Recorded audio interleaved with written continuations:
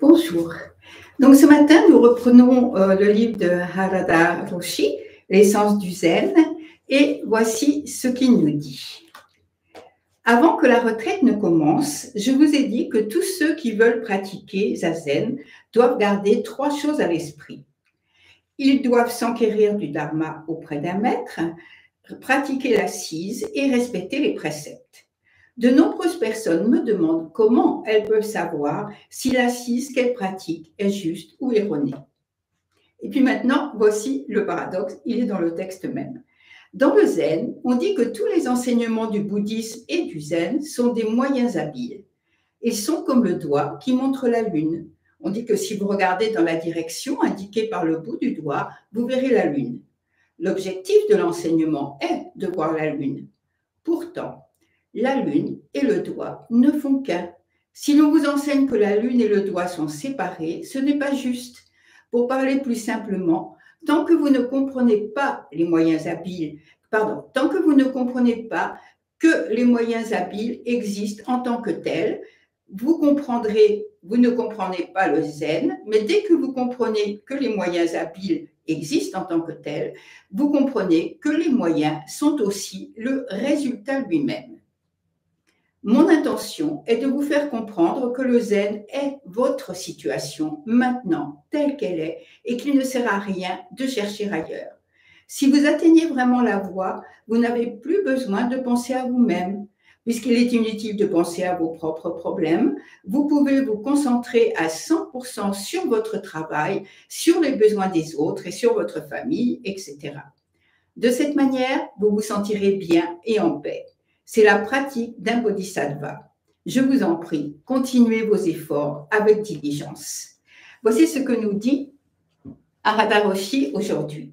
Alors bien sûr, le doigt qui montre la lune, vous connaissez ce proverbe célèbre, bien trop célèbre d'ailleurs, le doigt qui montre la lune, l'imbécile qui regarde le doigt. Bon, il y a des choses comme ça qu'on aimerait voir disparaître, mais bon.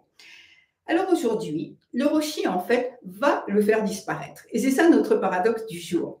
En fait, il prend le contre-pied de cette phrase, puisqu'il nous dit que cette phrase nous donne l'impression fausse que le doigt et la lune sont séparés.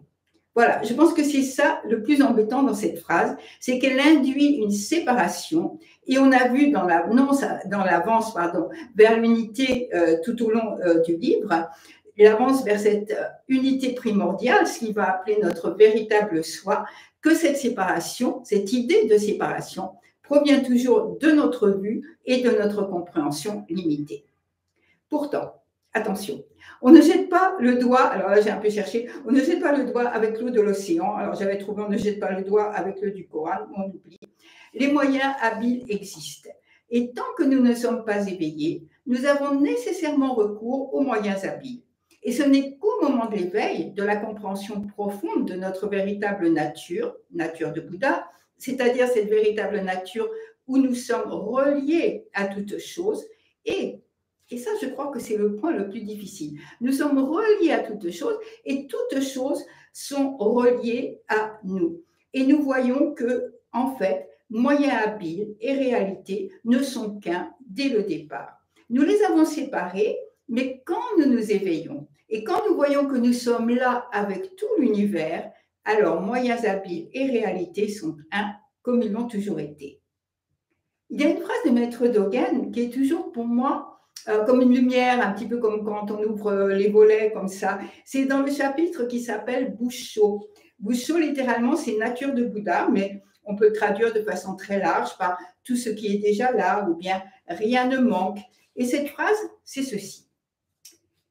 On ne peut pas convoquer, c'est-à-dire voir, faire apparaître. On ne peut pas convoquer une chose sans convoquer la totalité. Et si une chose est la totalité, c'est-à-dire sans que rien ne manque, alors une chose et la totalité sont vacuité.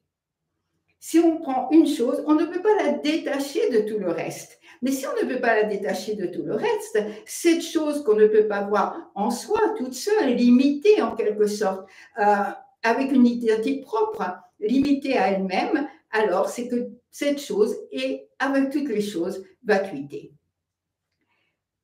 C'est, comment dire, Ça, c'est une traduction de Vacher dans un très beau livre, justement, aux éditions Encre Marine. Et c'est ce mot convoquer, j'aime bien, parce que nous convoquons sans arrêt des choses.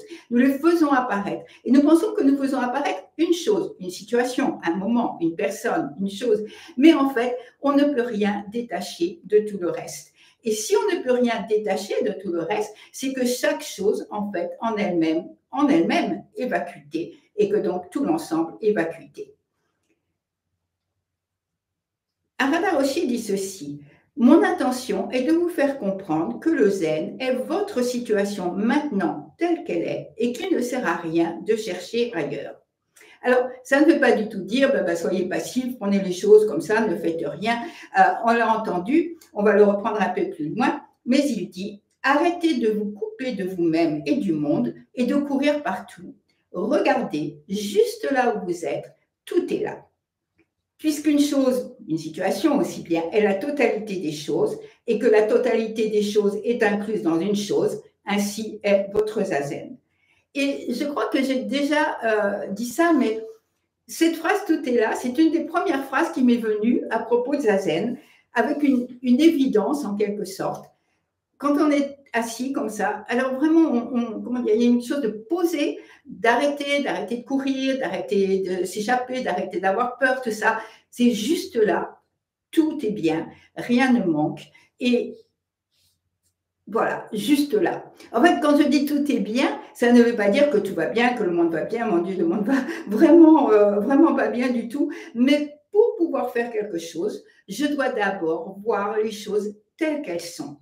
Pas comme je voudrais, pas comme j'en ai peur, mais juste là, tout est là. Maître Dogen revient souvent sur cette idée de voir les choses telles qu'elles sont. Et c'est ce que nous dit aussi Harada Roshi, puisqu'il dit « il ne sert à rien de chercher ailleurs ». En fait, je pense que ce qui nous empêche de voir les choses telles qu'elles sont, c'est nous-mêmes. Et en fait, nous faisons écran. On le voit bien parce qu'on va projeter sans cesse notre subjectivité sur ce qui nous entoure, sur notre vie. Par exemple, le jour où vous vous levez de mauvaise humeur, tout est stressant, tout est désagréable, tout, voilà. Et le jour où vous vous réveillez heureux ou heureuse, très content, tout va bien et tout ça, bon, un tout va bien qui va durer ce que dure les tout va bien dans le monde, c'est-à-dire pas forcément très longtemps.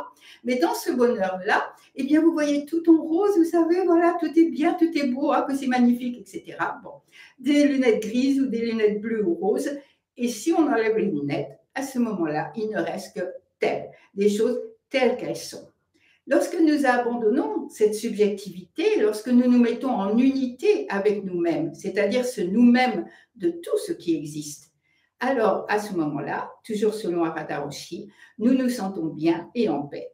Alors, bien sûr, il faut entendre ces mots dans le sens du dharma. Ce n'est pas un bien et en paix mondain qui va passer dès qu'autre chose va arriver dans notre vie. Mais je crois qu'en fait, si, bien quand nous pratiquons l'assise, nous savons exactement la signification de ce bien et en paix, et que c'est pour cela que nous continuons. Pour donner une idée, en fait, ce bien, ce serait comme la base sur laquelle nous existons, comme le grand océan tranquille. Et puis après, il y a les vagues quotidiennes qui amènent dukkha, les vagues de tous les problèmes qui surviennent. Mais lorsque nous avons aperçu, je dirais presque frôlé, parce que c'est quelque chose du corps, quand nous avons frôlé, aperçu cette base de paix et de tranquillité, alors à ce moment-là, c'est vraiment zazen, c'est vraiment le zen, c'est le véritable soi. Mais bien sûr, ce que je viens de dire, c'est complètement faux, ou tout au moins c'est un moyen habile, puisque base, océan, et vague et nous, tout ça n'est pas séparé. Mais on a besoin aussi de ce moyen habile. Et on a lu la dernière fois ce que disait Harada Roshi. Je voudrais que vous croyiez cela, c'est-à-dire l'unité entre base, océan, vague et vous-même. Je voudrais que vous croyiez cela. Et alors, quand vous le croirez vraiment, abandonnez cette croyance. Croyez jusqu'à ce que ce ne soit plus nécessaire. Parce que croire quelque chose comme ça, c'est encore mettre une distance, une séparation entre nous et la chose à laquelle on croit, l'objet de la croyance. Mais quand nous sommes vraiment cette unité océan vague de nous, alors il n'y a plus d'objet de croyance, il n'y a plus de personne pour croire, ni d'objet de croyance. Et à ce moment-là, la croyance, en quelque sorte, tombe d'elle-même. Donc, nous commençons Zazen, si je peux dire, en courant après Zazen, en quelque sorte, comment s'asseoir, à quoi penser, pas penser, etc. Il y a cette séparation, cette distance entre l'assise et nous, tout comme il y a la séparation entre nous et notre vie même, qui est due à cet écran de nous-mêmes, puisque petit à petit, nous arrivons à comprendre que le doigt qui montre la Lune et la Lune sont un, que nous sommes un aussi avec le doigt qui montre la Lune et avec la Lune. Et alors, on se débarrasse de la distance lorsqu'on réalise qu'en voyant ou en faisant apparaître n'importe quelle chose, c'est l'univers entier qui apparaît. C'est ainsi que, à travers l'assise, à travers cette non-séparation, du rien ne manque, du tout est là, nous réalisons notre véritable soi, ou plutôt, il se réalise à travers nous.